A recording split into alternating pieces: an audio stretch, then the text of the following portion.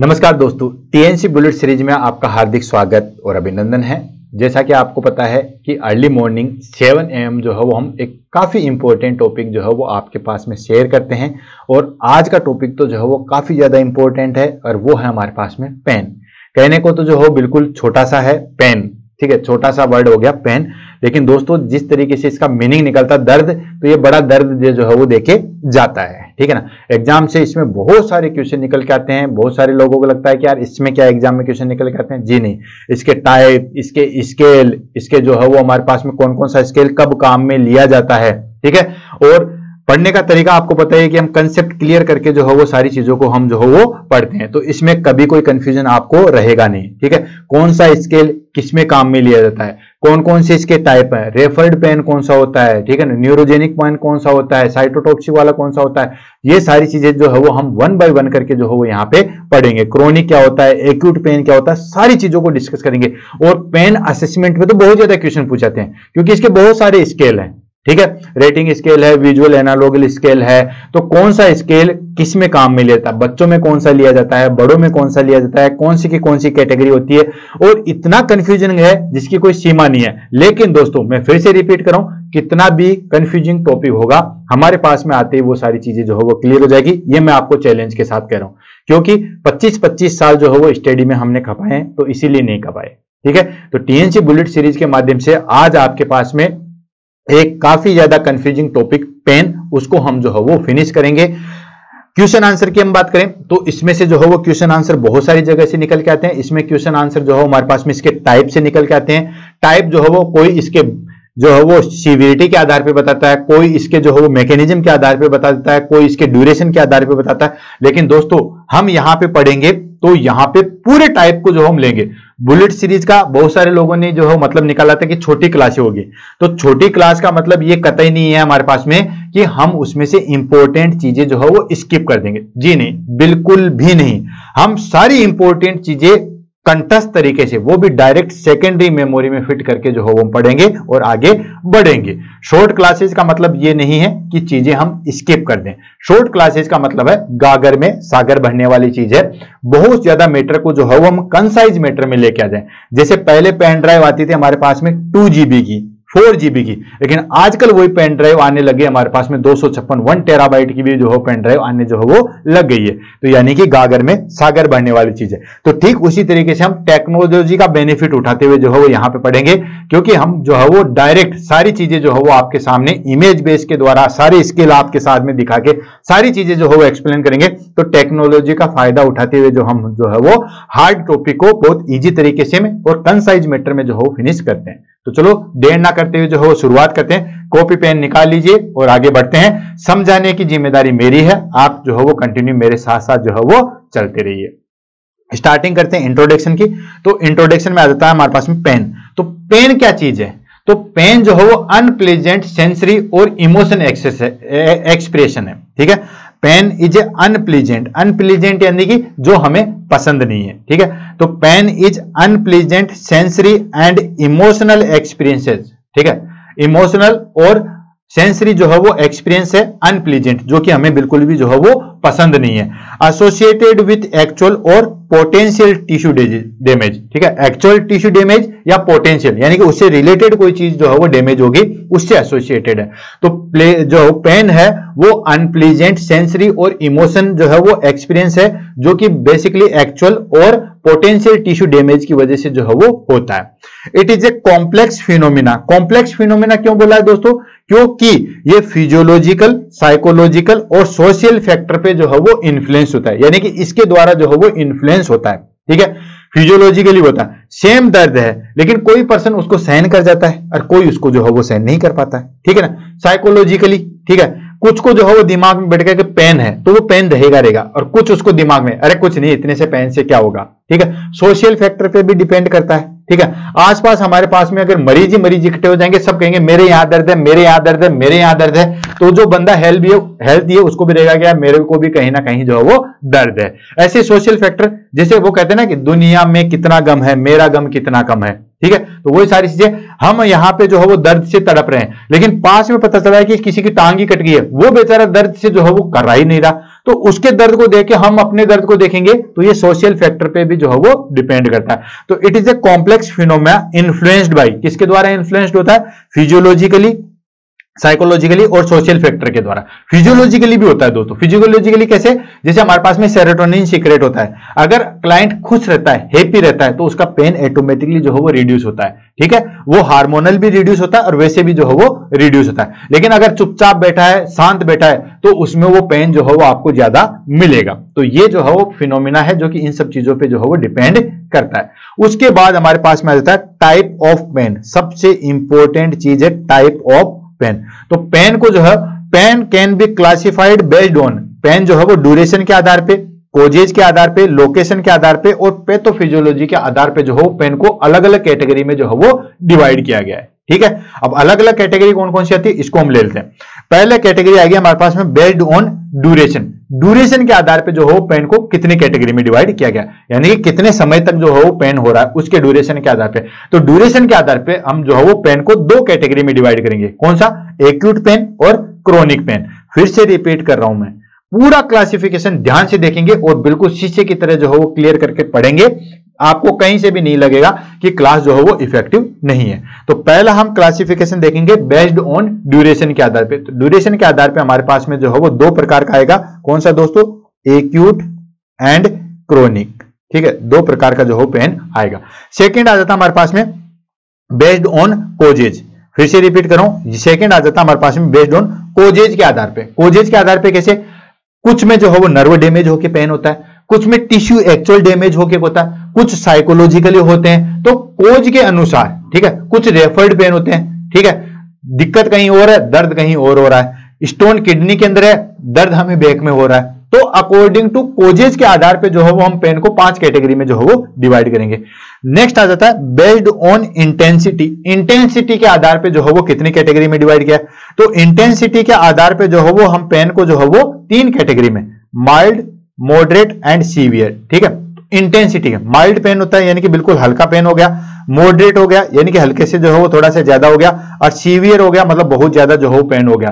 तो इंटेंसिटी के आधार पे हम जो है वो पेन को 3 कैटेगरी में करते हैं, माइल्ड, मॉडरेट और सीवियर। तो 1 बाय 1 करके पेन के सारे जो है वो इसके टाइप लेंगे और आगे जो है वो बढ़ते हैं। सबसे पहले हम ले लेंगे बेस्ड ऑन ड्यूरेशन। ड्यूरेशन के आधार पे जो है पेन, तो बेस्ड ऑन ड्यूरेशन के आधार पे जो है पेन दो तरीके का होता है। कौन सा? एक्यूट पेन और क्रोनिक पेन। ये चीजें आपको बताएंगे। Acute pain in the sense suddenly onset होता है और शॉर्ट समय के लिए होता है, उसको हम बोलते हैं दोस्तों एक्यूट पेन। फिर से रिपीट कर रहा हूं, एक्यूट पेन क्या होता है? सडन होता है, ऑनसेट होता है। यूजुअली किसकी वजह से होता है? इंजुरी, सर्जरी या इलनेस की वजह से। कहीं हम चल रहे हैं, सडनली कोई चोट लग गई, ठीक है, या अभी लेटेस्ट में जो है हमारे पास में सर्जरी हुई है उसमें है, या शॉर्ट ड्यूरेशन, ठीक है, यानी कि ये बेसिकली जो है वो 3 से 6 महीने की ड्यूरेशन के अंदर जो है वो होता है, कम ड्यूरेशन के लिए रहता है, उसको हम बोलते हैं शॉर्ट ड्यूरेशन के लिए। लेस देन 3 और 6 मंथ, 3 से 6 महीने या इससे भी जो है वो कम समय के लिए रहता है, ठीक है, उसको हम कहते हैं दोस्तों that is called acute pain. जैसे सडनली चोट लग गई, ठीक है, हड्डी टूट गई, तो जो पेन हुआ वो हो गया हमारे पास में acute pain. Resolve with healing, जैसे जैसे हीलिंग होती है वैसे वैसे जो है वो पेन रिजोल्व होता है। कहीं कट लग गया, पेन हो गया, ठीक है, वो कट 10 दिन में, 15 दिन में या 1 महीने के अंदर जो है वो भर जाता है। जैसे जैसे भरता है वैसे वैसे पेन जो है वो कम होता है। तो रिजोल्व विद हीलिंग, हीलिंग के साथ साथ जो है वो पेन खत्म हो जाता है। एग्जाम्पल, पोस्ट सर्जिकल पेन, किसी की ऑपरेशन हुई है या कोई फ्रैक्चर हुआ है या कोई बर्न हुआ है, तो उसमें जैसे जैसे हमारे पास में समय बीतेगा वैसे वैसे पेन जो है वो डिक्रीज हो जाएगा। ये हो गया हमारे पास में एक्यूट पेन। सेकंड आता है क्रोनिक पेन। क्रोनिक पेन क्या है दोस्तों? लंबे समय तक रहेगा, 3 से 6 महीने बाद भी रहेगा। लेस्ट लॉन्गर देन 3 to 6 मंथ, 3 से 6 महीने बाद से भी जो है वो ज्यादा पेन रहता है, ठीक है। Persistent beyond normal healing time, यानी कि नॉर्मल हीलिंग टाइम लगा उसमें भी जो है वो कंटिन्यूअस वैसा का वैसा जो है वो बना हुआ था। इट इज भी कंटिन्यूअस और एपिसोडिक, ये पेन कंटिन्यूअस भी रह सकता है और एपिसोडिक भी रह सकता है। कंटिन्यूअस मतलब लगातार, ठीक है, हीलिंग हो रही है या नहीं हो रही है। जैसे नर्व का पेन है, ठीक है, और वो कंटिन्यूअस रहेगा, ठीक है। ऐसे ही एपिसोडिक भी हो सकता है, जैसे रीनल स्टोन का पेन है, जैसे रीनल स्टोन ने मूवमेंट किया सीवियर पेन होता है, ठीक है। तो इस तरीके से हमारे पास में एपिसोडिक होता है। या और भी बहुत सारी चीजें, गोल ब्लेडर का पेन होता है, ठीक है, वो लंबे 6 महीने 12 महीने तक जो है वो चलता रहता है। ठीक है। तो ये कंटिन्यूस भी हो सकता है और एपिसोडिक भी हो सकता है, जबकि एक्यूट वाला जो है वो सडनली होता है और धीरे धीरे जो है वो डिक्रीज होता रहता है। एग्जाम्पल की बात करें जैसे आर्थराइटिस, फाइब्रोमाइल्मा या लोअर बैक पेन जो कि कंटिन्यूसली रहता है। नेक्स्ट क्लासिफिकेशन आता है बेस्ड ऑन कोजेज।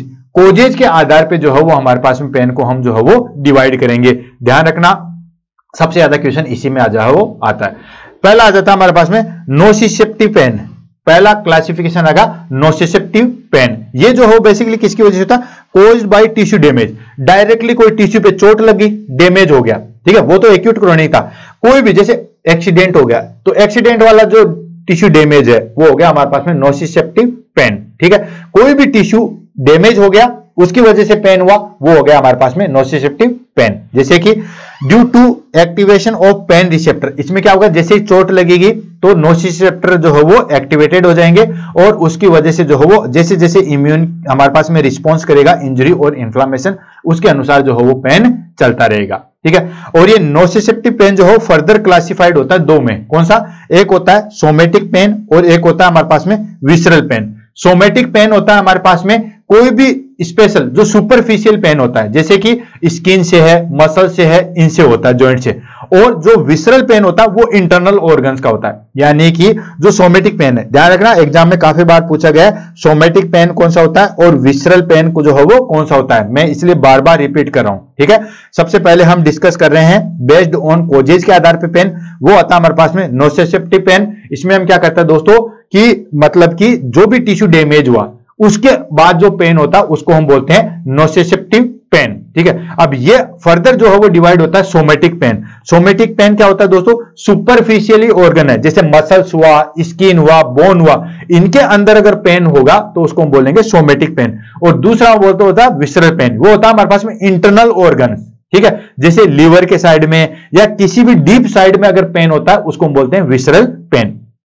तो देखो somatic pain originate from the skin, muscles, bone and joints, ठीक है। ये शार्प होता है और लोकेलाइज होता है, ठीक है, बहुत तीखा होगा और ये पर्टिकुलर होगा, जैसे यहां पे दर्द होगा तो यहीं पे होगा, यहां पे है तो यहीं पे होगा। दूसरा विसरल पेन, ये क्या होता है? अराइज फ्रॉम इंटरनल ऑर्गन, ठीक है, इंटरनल ऑर्गन से होता है और ये डल होता है, डीप होता है और प्योरली लोकलाइज होता है। जहां पे होना चाहिए था वहां पे नहीं होता है, जैसे रीनल स्टोन का पेन, ठीक है, दिक्कत आ रही है किडनी में और पेन हो रहा है बैक में, ठीक है। ऐसे पोस्ट ऑपरेटिव पेन है, ठीक है, चोट कहां लगी है, ऐसे गोल ब्लेडर का पेन है वो शोल्डर में होता है, ठीक है। तो ये हो गया हमारे पास में जैसे post operative pain, kidney stone या आर्थराइटिस का जो है वो पेन आ गया।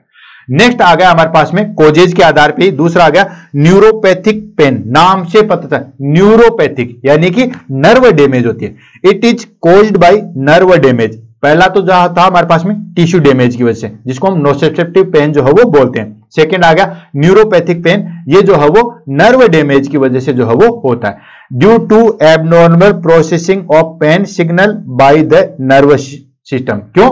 क्योंकि इसमें क्या होता है कि नर्व ही डैमेज हो गई है तो ऑफ कोर्स आपको पता है कि एबनॉर्मल जो है वो पेन सिग्नल जो है वो होगा ही होगा।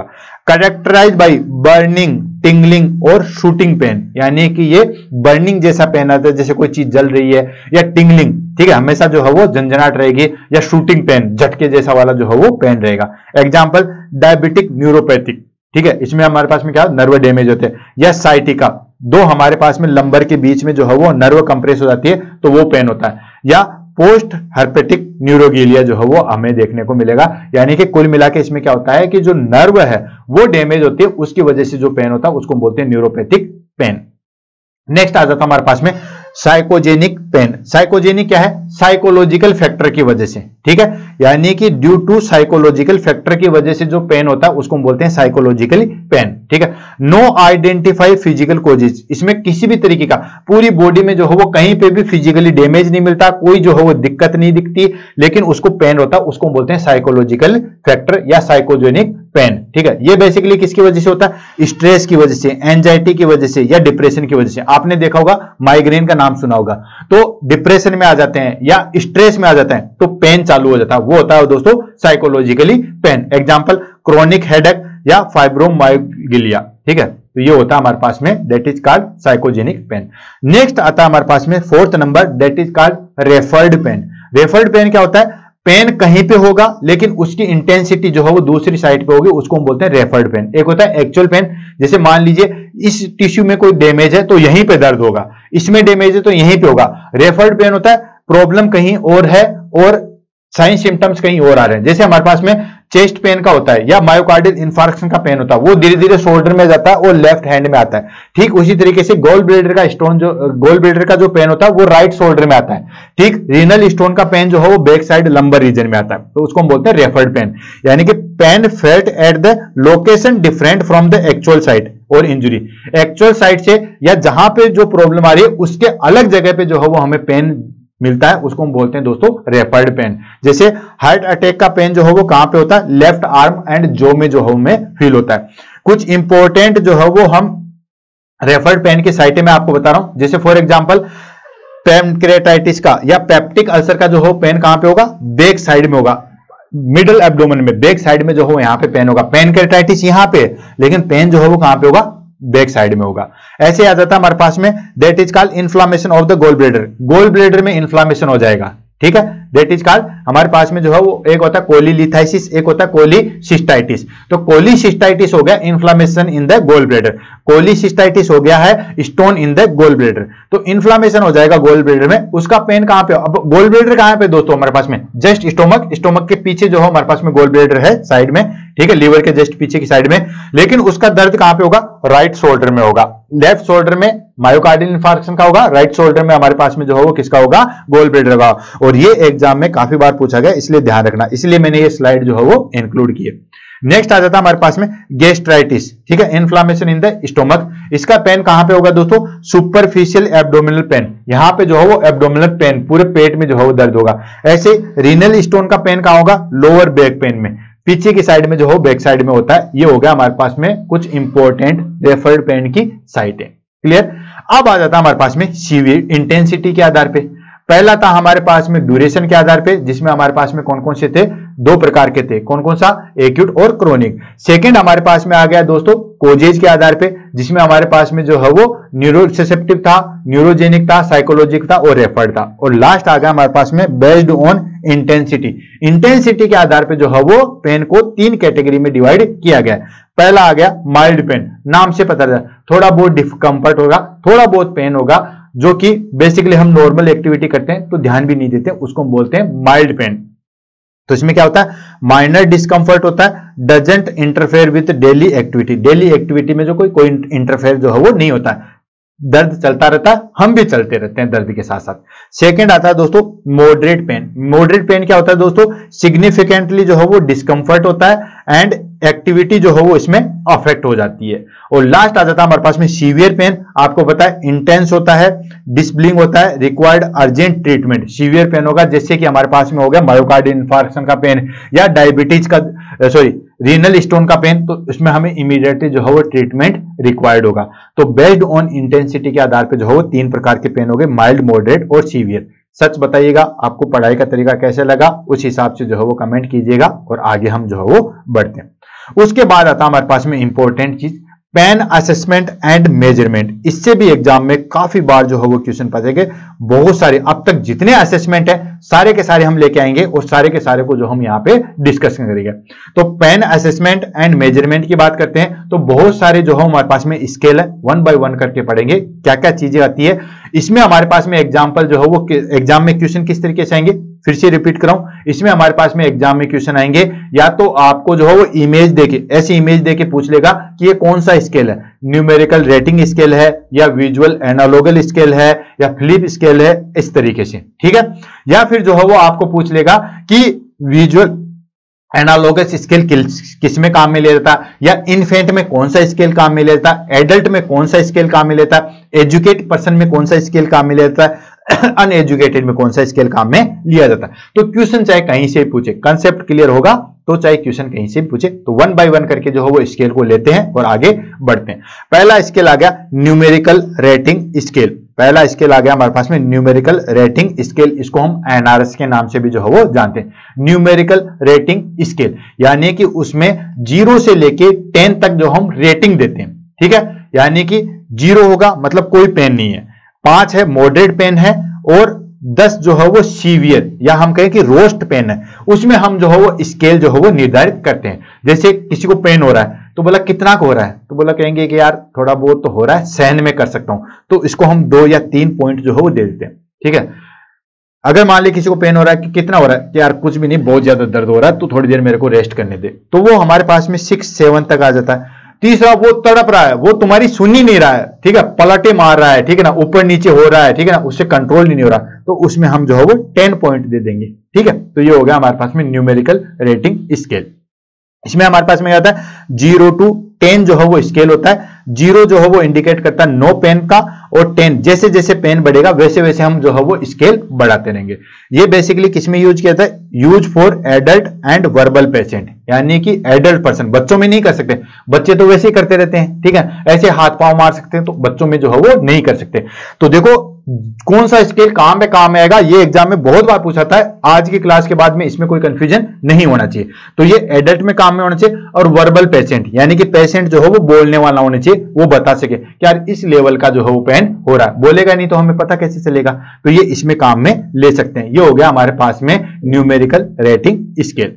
सेकेंड आ जाता है हमारे पास में विजुअल एनालॉग स्केल। ठीक है, नाम से पता है विजुअल एनालॉग स्केल। इसमें हम क्या करते हैं दोस्तों, इसमें हमारे पास में जो है वो पेशेंट का जो है वो मार्क किया जाता है, किसमें, जो इलिटरल पर्सन है, ठीक है, सॉरी जो लिटरल पर्सन है, ठीक है, उसमें हम जो है वो बेसिकली बताते हैं कि आपको पेन किस तरीके से, फेशियल एक्सप्रेशन के आधार पर जो है वो आपको असेसमेंट करना है। इसमें हमारे पास में आ जाता है 10 सेंटीमीटर की जो है वो लाइन होती है, और पेशेंट जो है मार्क करता है कि मुझे इस लेवल का जो है वो पेन होता है, और ये सूटेबल होता है किसके लिए, लिटरेट एडल्ट के लिए, जो पढ़ा लिखा है उसके लिए। जैसे इसमें हमारे पास में जो है वो इस तरीके से, ठीक है, तो हमारे पास में यहां पे वो 0 से लेके 10 तक है, लेकिन हमारे पास में फेशियल एक्सप्रेशन कितने, 6 है। ठीक है, ये देखो 3 और 3 6 एक्सप्रेशन है, यानी कि बिल्कुल क्लाइंट हेल्दी है, बिल्कुल हंस रहा है, मतलब कोई पेन नहीं है। ठीक है, और अगर थोड़ा सा उसको थोड़ा सा टेंस लग रहा है, ठीक है, तो वो होगा हमारे पास में 0 to 3 नंबर्स हम जो है वो दे सकते हैं। मॉडरेट पेन होगा या सीवियर पेन होगा तो उसमें हम 4 to 6 पॉइंट जो है वो देंगे। वेरी सीवियर होगा तो 7 to 9 पॉइंट देंगे, और बहुत ज्यादा सीवियर पेन होगा, आंखों से आंसू आ गए, चेहरा बिल्कुल लाल हो गया, इस तरीके से, तो हम उसमें जो है वो 10 पॉइंट देंगे। यानी कि इसमें हमारे पास में उस पढ़े लिखे पर्सन को, जैसे मैं, आप लोग पढ़े लिखे हो, जैसे मैं आपसे पूछूं कि बताइए आपको किस लेवल का जो है वो पेन हो रहा है, आप कहोगे कि मुझे चुपचाप बैठे रहने दो, उस तरीके का मुझे पेन है, तो आप मॉडरेट लेवल का पेन हो गया। मान लीजिए रीनल स्टोन का पेन है, बिल्कुल आंसू ही आ गए, ठीक है, तो वो हमारे पास में जो है वो 10 स्केल आ जाएगा, 10 पॉइंट आ जाएगा। ये हो गया विजुअल एनालॉग स्केल। ठीक है, विजुअल की कैपेसिटी के आधार पर जो है वो हम चेक करते हैं। नेक्स्ट आ जाता है हमारे पास में Wong Baker face pain scale. ठीक है, वोन बेकर पेन स्केल जो है वो बेसिकली किसमें काम में लिया जाता है, चिल्ड्रंस में, या नॉन वर्बल पेशेंट, यानी कि जो क्लाइंट जो हो बोल नहीं सकता, ठीक है, जो बच्चे हैं उसके आधार पे जो हो वो इसमें चेक किया जाता है। इसमें हम फेशियल एक्सप्रेशन जो है वो चेक करेंगे।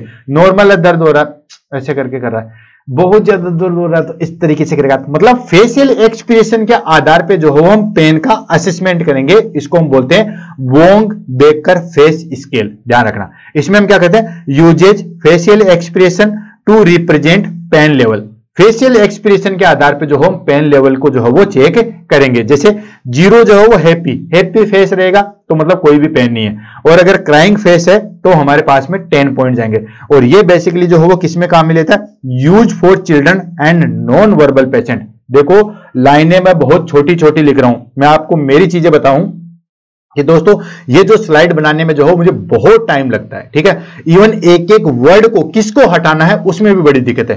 क्लास को छोटी से बड़ी बनाने में कोई दिक्कत नहीं है, लेकिन बड़ी से छोटी बनाने में जो हो बहुत बड़ी दिक्कत आती है। एक एक लाइन, एक एक शब्द को जो है वो सिलेक्ट करना पड़ता है। अब देखो 3-3 लाइनों में मैं आपका पूरा स्केल जो है वो कंप्लीट कर रहा हूं, वो भी आपको बहुत अच्छे तरीके से जो है वो समझा के। ठीक है, तो देखो जैसे हमारे पास में 3 ही लाइन लिखी, पहली लिखी कि इसमें हम फेशियल एक्सप्रेशन के आधार पे पेन का लेवल चेक करेंगे। ठीक है, सेकंड हो गया हमारे पास में यूज फॉर चिल्ड्रन में या फिर नॉन वर्बल पेशेंट जो बोल नहीं सकते उनमें, और तीसरा आपका इमेज बेस पे जो है वो मैंने आपको बता दिया। 3 सेंटेंस के अंदर पूरा स्केल। तो आप मेरी मेहनत को जो है वो देखो और उस हिसाब से आपको भी इसी तरीके से जो है वो नोट्स बनाने हैं, ठीक है। तो वोंग बेकर जो है वो स्केल आ गया हमारे पास में। इसमें यूज फेशियल एक्सप्रेशन एंड हमारे पास में जो है पेन लेवल को जो है वो चेक करते हैं। ये बेसिकली चिल्ड्रंस और नॉन वर्बल पेशेंट में जो है वो देखने को मिलता है, यानी कि फेशियल एक्सप्रेशन के आधार पर जो हम इसमें चेक करेंगे। स्माइली फेस है तो 0 पॉइंट देंगे, बिल्कुल साइलेंट है तो हम 4 दे देंगे, और बिल्कुल हर्टिंग वाला है, शेड सा है, तो उसमें हमारे पास में जो है वो 8 पॉइंट देंगे, और आंसू ही निकल रहे हैं तो हम 10 पॉइंट देंगे। नेक्स्ट आ जाता है हमारे पास में दोस्तों FLACC स्केल। इसकी फुल फॉर्म भी एग्जाम में बहुत बार जो है वो पूछी गई है, और हो सकता है नेक्स्ट एग्जाम में आपको इसकी फुल फॉर्म ही जो है वो पूछ ले, ठीक है। FLACC स्केल जो है वो बेसिकली जो है वो किसके लिए किया जाता है? इन्फेंट के लिए किया जाता है। वो तो था बच्चों के लिए, ये बेसिकली जो है वो इन्फेंट के, यूज फॉर इन्फेंट या फिर non verbal patient. Infant obviously जो है वो नॉन वर्बल पेशेंट ही होते हैं। इसमें हम क्या करते हैं, सारी चीजों को देखते हैं। जिस तरीके से हमने अपगार स्कोर चेक किया था, 0 पॉइंट देंगे, 1 पॉइंट देंगे, 2 पॉइंट देंगे, ठीक उसी तरीके से इसमें भी जो हम पॉइंट सिस्टम करेंगे। अपगार स्कोर में भी हमने 5 चीजें थी, ठीक है, अपीयरेंस, प्रेमेसी, रेस्पिरेशन, हार्ट रेट, ये सारी चीजें थी। यहां पे भी जो हमारे पास में जो है वो 5 पॉइंट है, जिसको हमने FLACC स्केल के नाम से था। F for face, L for legs, A for activity, C for cry, C for consolability, ठीक है। तो इस तरीके से स्केल जो है वो चेक करेंगे। इसमें हम क्या करेंगे, स्कोर चेक करते हैं 0 to 10, ठीक है। 0 देते जाएंगे तो 0 पॉइंट मिलेगा, 1 और 2 करके जो है इस तरीके से 0 से 10 लेवल का जो है वो स्केल देखेंगे बिहेवियर इंडिकेशन में। और ये बेसिकली जो है वो किसमें देखा जाता है, फिर से रिपीट कर रहा हूं, इन्फेंट में याद रखना, इन्फेंट में जो है वो ये स्केल देखा जाता है, ठीक है। अब देखो 1 by 1 करके जो है उसको डिस्कस करते हैं। F4 क्या आता है, फेस। फेस में हम क्या देखेंगे, बिल्कुल स्माइली फेस है, किसी भी तरह की कोई दिक्कत नहीं है, तो हम इसमें 0 पॉइंट देंगे। और उसके बाद में जो है वो हमारे पास में ग्रेमेसी है, चेहरा जो है बिल्कुल थोड़ा सा शेड है, तो उसमें 1 पॉइंट देंगे। और अगर हमारे पास में जो है वो चेहरा बिल्कुल लाल सा है, या बिल्कुल जो को क्लिंच कर रहा है, ठीक है, जबड़े भींच रहा है, तो उसमें हम जो है वो 2 पॉइंट देंगे। लेग में हम क्या करेंगे, नॉर्मल जो है वो लेग की पोजीशन है, नॉर्मल रिलैक्स एंड एक्सटेंशन हो रहा है, तो कोई दिक्कत नहीं है, उसमें हम 0 पॉइंट देंगे। देन रेस्टलेसनेस होगा, ठीक है, पैरों को जो है वो पटक रहा है, रेस्टलेसनेस हो रहा है, तो 1 पॉइंट देंगे। और किंकिंग कर रहा है, बार बार जो है वो पैरों को झटक रहा है, इन द सेंस उसको पेन है, तो हम 2 पॉइंट जो है वो उसको देंगे। एक्टिविटी की बात करें, अगर बच्चा जो है वो नॉर्मल एक्टिविटी कर रहा है, सारी एक्टिविटी, ठीक है, मूव अच्छे तरीके से कर रहा है, खाना पीना अच्छे तरीके से कर रहा है, तो उसमें हम जो है वो 0 पॉइंट देंगे। अगर एक्टिविटी जो है वो प्रोहिबिटेड है, ठीक है, कुछ तरीके की जो है वो हमारे पास में जो है वो बैक कर रहा है, तो हम स्टिफनेस है, तो हम 1 पॉइंट देंगे। और जर्किंग मूवमेंट है, तो उसमें हम जो है वो 2 पॉइंट देंगे। उसके बाद क्राई, नॉर्मल अगर कोई क्राई नहीं है तो हम 0 पॉइंट देंगे। थोड़ी थोड़ी जो है विस्पर साउंड या कुछ क्राई ग्रंटिंग आ रहा है, तो हम 1 पॉइंट देंगे। और बहुत ज्यादा क्राई कर रहा है, तो उसमें हम जो है वो 2 पॉइंट देंगे। लास्ट आता है हमारे पास में कंसोलेबिलिटी, उसमें हम क्या करेंगे, क्लाइंट या बच्चा जो है बिल्कुल रिलैक्स्ड है, कंसेंट है, ठीक है, तो 0 पॉइंट देंगे। देन उसके बाद वो ओकेजनली टच कर रहे हैं या उठा रहे हैं, तब जो है वो ट्रबल कर रहा है, तो हम उसमें 1 पॉइंट देंगे। और अगर डिफिकल्टी टू कंसोल और कंफर्ट, मतलब लेटा रहे हैं, दूध पिला रहे हैं, कुछ भी में भी जो है वो ठीक नहीं है, स्टेबल नहीं है, तो उसमें 2 पॉइंट देंगे। फिर उसके सारे स्केल को मिला के हम 0 to 10 देंगे। इसमें मिनिमम स्कोर 0 आ सकता है, क्योंकि सब में 0 0 आएगा तो 0 आ जाएगा, ठीक है। किसी में 1 देंगे, किसी में 2 देंगे, ये स्केल करके हम जो है वो 10 तक काउंट कर लेंगे। FLACC, F for face, L for leg, A for activity, C for cry and C for consolability. ये चीज जो है वो जरूर ध्यान में रखना। ये हो गया FLACC स्केल।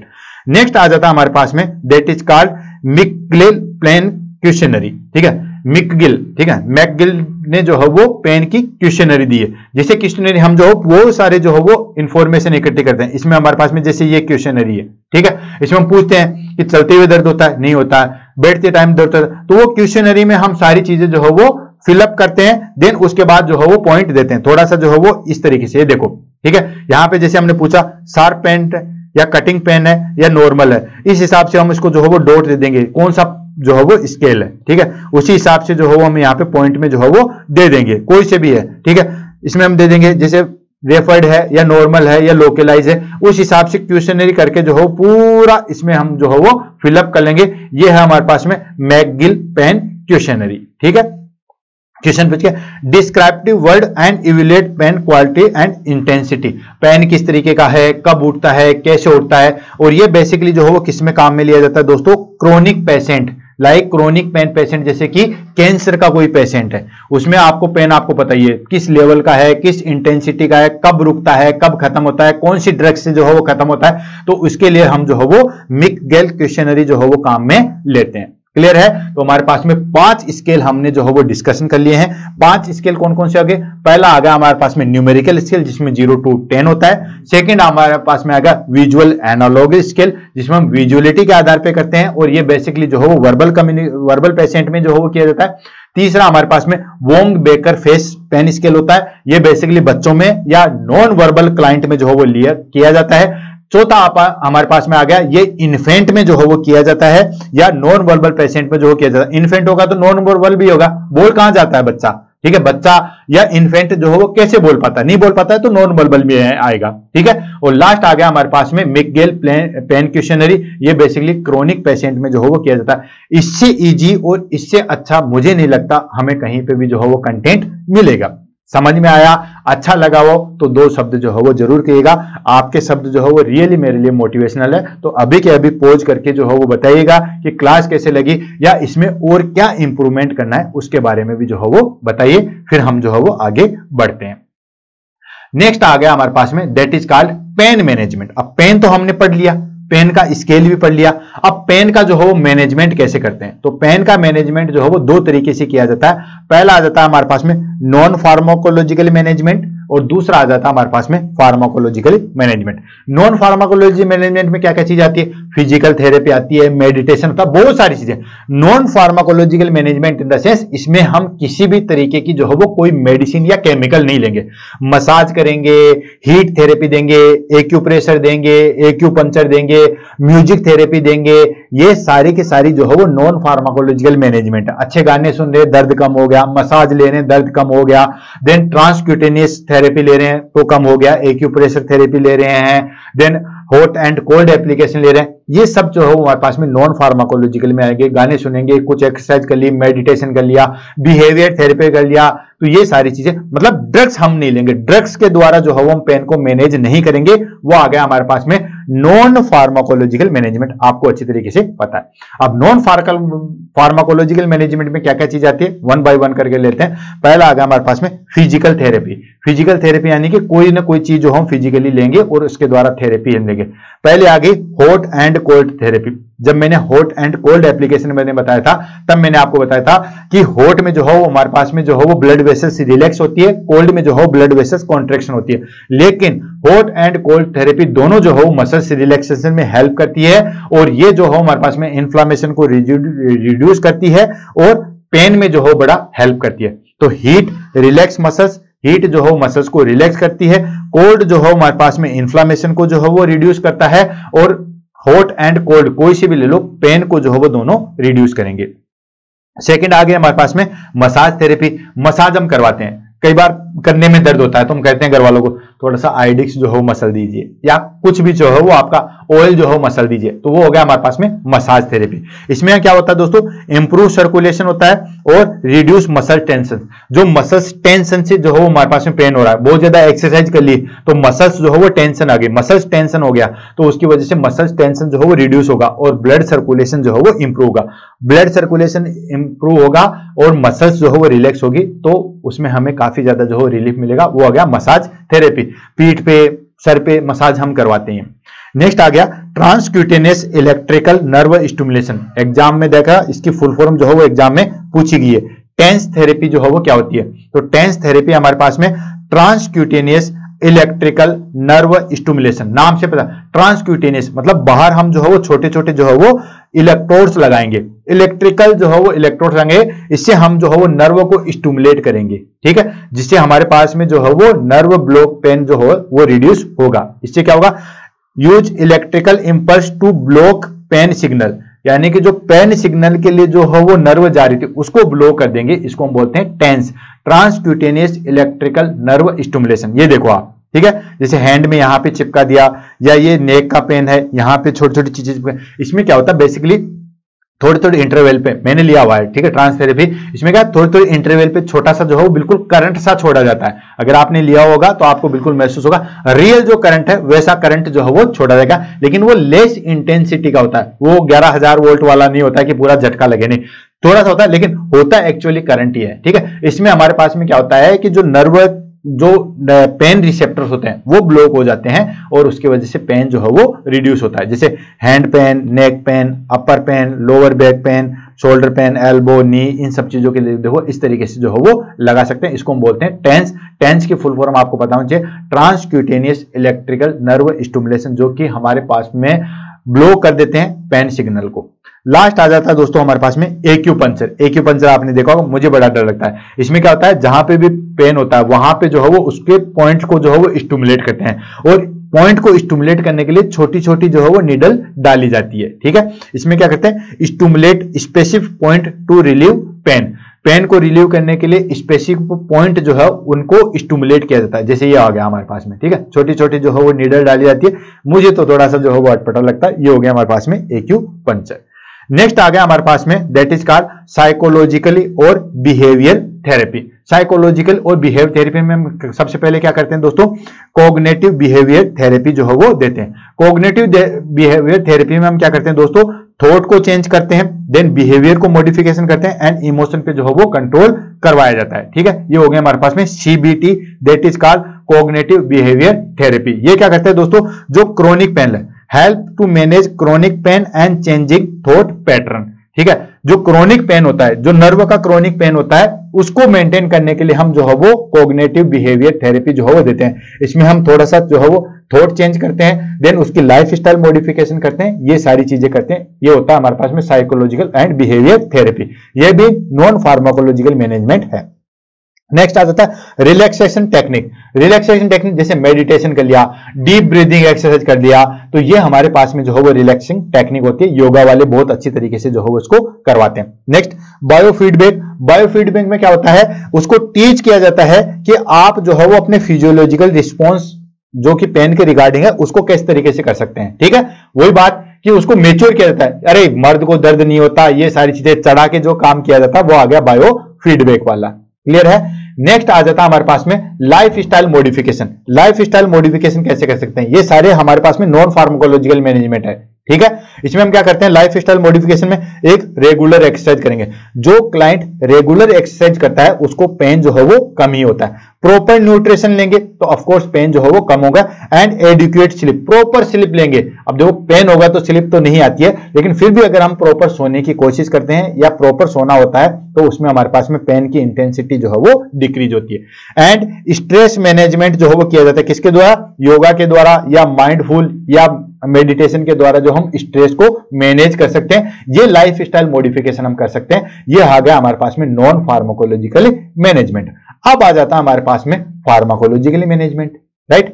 नेक्स्ट आ जाता है हमारे पास में, अब तक हमने पढ़ा नॉन फार्माकोलॉजिकली, नेक्स्ट आ जाता है pharmacologically management. Pharmacological management in the sense कि कोई ना कोई ड्रग्स देके उस पेन को जो है वो रिड्यूस किया जाता है, उसको हम बोलते हैं फार्माकोलॉजिकली मैनेजमेंट। क्लियर है। स्टेप बाय स्टेप हम जो है वो आगे बढ़ेंगे। इसमें भी हमारे पास में जो है 3-4 कैटेगरी आती है। कौन कौन सी, सबसे पहला आता है non opioid analgesic. Non opioid analgesic in the sense इसमें ओपोइड नहीं होता है, ठीक है। जैसे अफीम गांजा जो है वो ओपोइड में आते हैं, ठीक है। तो ये बेसिकली जो है वो माइल्ड पेन के लिए काम में लिया जाता है। हल्का फुल्का दर्द है उसके लिए जो है वो काम में लिया जाता है। तो इसमें बेसिकली जो हम 2 ड्रग्स काम में लेते हैं, नॉन ओपोइड एनाल्जेसिक जो हल्का फुल्का दर्द है उसमें हम काम में लेते हैं, जैसे हेडेक हो गया या नॉर्मली जो है वो जॉइंट्स पेन हो गया उसमें हम काम में लेते हैं। ओपोइड एनाल्जेसिक किसमें लेते हैं, क्रोनिक पेन में, जैसे कैंसर का पेशेंट आ गया, अभी आ गया हमारे पास में जो है वो आएगा। इसमें हमारे पास में एसिटामिनोफेन जैसे पैरासीटामोल, सभी लोग इस चीज से फेमिलियर होंगे। जब भी दर्द होता है पैरासीटामोल खा लो, ठीक है। कुछ भी पेन हुआ पैरासीटामोल खा लो। Use for mild pain and fever, fever और माइल्ड पेन में जो है वो काम में लिया जाता है। Next NSAID drugs, non steroid anti inflammatory drugs काम में लेते हैं। बहुत सारे लोग आइबोप्रोफेन हो गया, एस्प्रिन हो गया, ठीक है, नेप्रोक्सेन हो गया, ये सारे के सारे बहुत सारे लोग दिन ब दिन आजकल तो जो बहुत ज्यादा यूज में लेते हैं, क्योंकि कोई भी जो हो पेन को सहन नहीं करना चाहता, हर कोई जैसे पेन हुआ तुरंत जो हो ड्रग्स ले ली।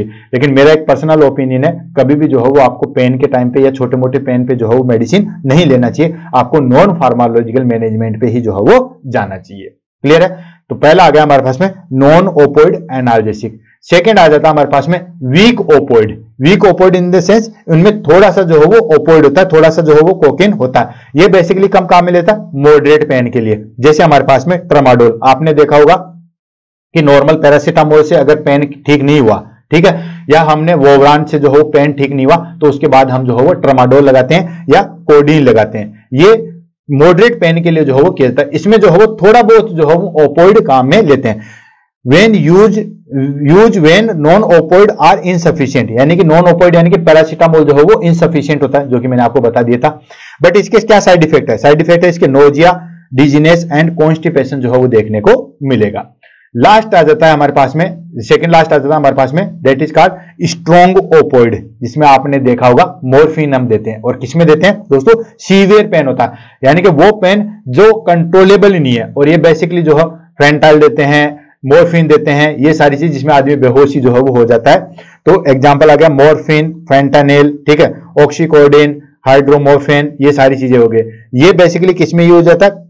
कैंसर पेशेंट में, यूज इन कैंसर पेशेंट या पोस्ट सर्जिकल पेन, किसी को लार्ज सर्जरी हुई है, ठीक है, आपने पैरासीटामोल देके भी देख लिया, नहीं रुका, देन आपने जो है वो ट्रामाडोल देके भी देख लिया, नहीं रुका, तो फाइनली जो है वो हमें स्ट्रॉन्ग ओपोइड पे जाना पड़ता है, लाइक मॉर्फिन या फेंटानिल, ठीक है।